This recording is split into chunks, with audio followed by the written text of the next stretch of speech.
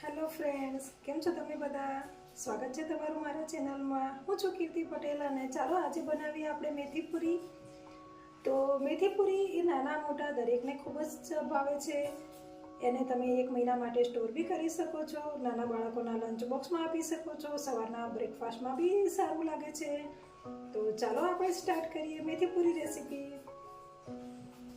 Friends, મેથી પૂરી બનાવવા માટે મેં લીધું છે 2 ચમચી જીરું, 2 ચમચી લાલ મરચું પાવડર, 2 થી 2.5 ચમચી ધાણા જીરું પાવડર, સ્વાદ અનુસાર મીઠું, 2 ચમચી સફેદ તલ, 1 ચમચી હળદર પાવડર અને 2 થી 3 ચમચી જેટલી કસૂરી મેથી. મારી જોડે અત્યારે લીલી મેથી નથી એટલે મેં કસૂરી મેથીનો ઉપયોગ કર્યો છે. જો તમારી જોડે લીલી મેથી હોય તો તમે લીલી મેથીની પૂરી પણ બનાવી શકો છો. એનો સ્વાદ બહુ સરસ આવે છે. 1 વાટકા જેટલો મેં લીધો છે રોટલીનો લોટ અને 1 વાટકી જેટલો લીધો છે મેં ભૈડેલાનો લોટ, એટલે આપણે લાડવા કે લાપસી માટે જેનો ઉપયોગ કરીએ છીએ તે લોટ. તો ચાલો આપણે ચાલુ કરીએ અને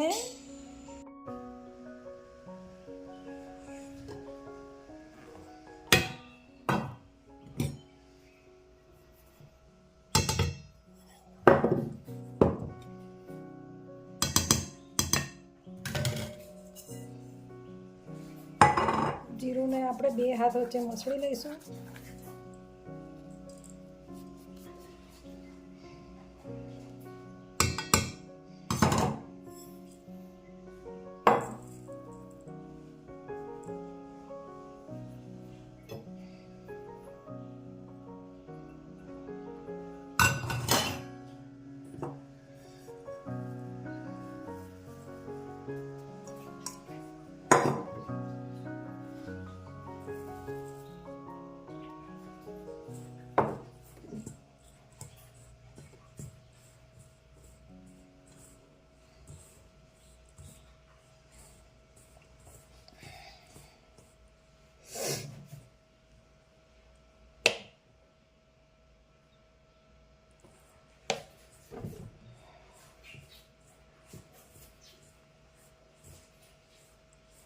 તેલને આપણે હાથમાં મુઠ્ઠી વડે એ પ્રમાણે તેલ નાખવાનું છે, જેવું કે આપણે ભાખરીમાં નાખતા હોઈએ છીએ. તો તમારે તેલ હાથમાં મુઠ્ઠી વડે, એટલે કે આપણે ભાખરીનું જેવું મોણ રાખીએ છીએ એવું મોણ આપણે આ મેથી પૂરી માટે રાખવાનું છે.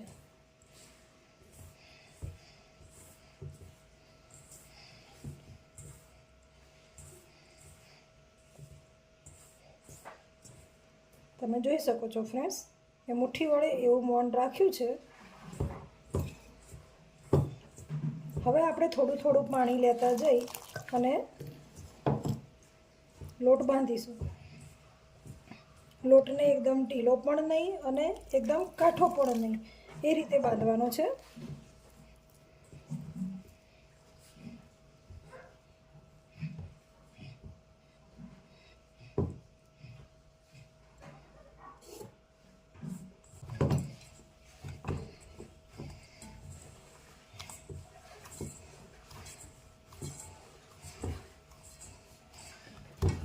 હવે આપણે તેને અડધો કલાક માટે રેસ્ટ આપીશું.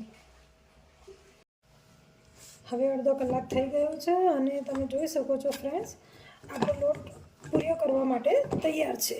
તો ચલો પહેલાં આપણે એના નાના નાના લુયા બનાવી દઈએ.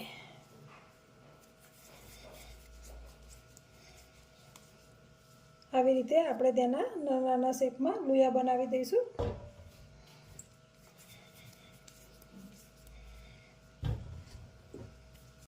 તો ફ્રેન્ડ્સ, આપણા બધા જ લુઆ બનીને હવે તૈયાર છે. ચાલો આપણે હવે પૂરી વણવાનું ચાલુ કરીએ.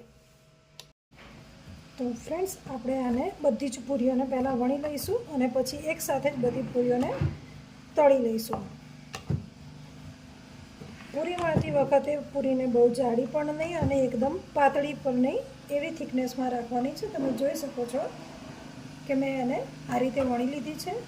પછી પૂરી ફૂલે નહીં તે માટે ચમચી કે ચપ્પાની મદદથી આમાં આવી રીતે કાણા પાડી દેવાના છે.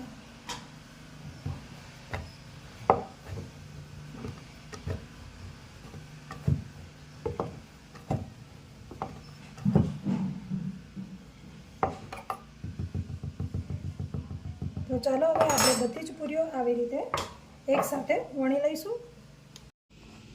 તમે જોઈ શકો છો મિત્રો, આપણી બધી જ પૂરીઓ વણીને તૈયાર થઈ ગઈ છે.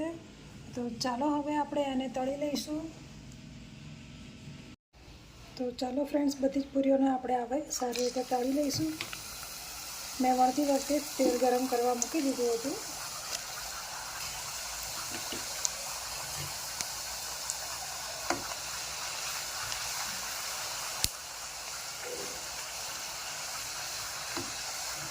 પૂરીઓને તમારે ગોલ્ડન બ્રાઉન થાય ત્યાં સુધી તળવાની છે.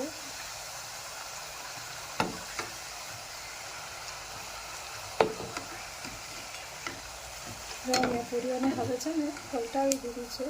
તો golden brown colour one side એનો થઈ ગયો છે.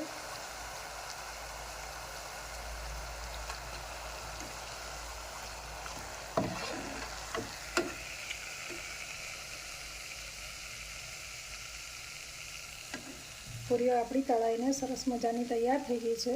હવે આપણે તેને એક પ્લેટમાં કાઢી લઈશું. જો ફ્રેન્ડ્સ, આપણી પૂરીઓ તળાઈને હવે તૈયાર છે સ્ટોર કરવા માટે. તમે એને 1 મહિના માટે સ્ટોર બી કરી શકો છો. હું તમને જુઓ પૂરી